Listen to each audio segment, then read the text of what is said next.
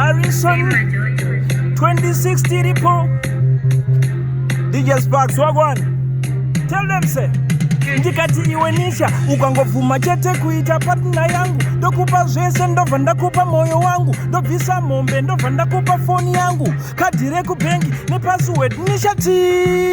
Wakati hauna partner uchiri single hausati wane partner, kana neniwo handisati ndane partner, zvanga zvakaipei ukaita yangu partner.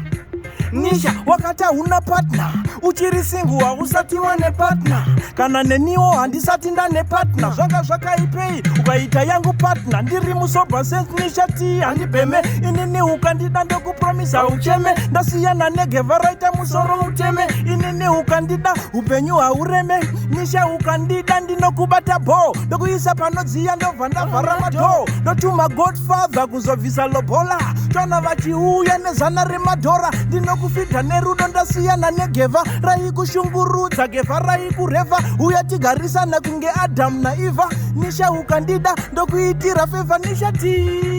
Wakati hauna partner yamana Harrison mazibabano jika poko 2026 tokupromisa ma fireworks boys po.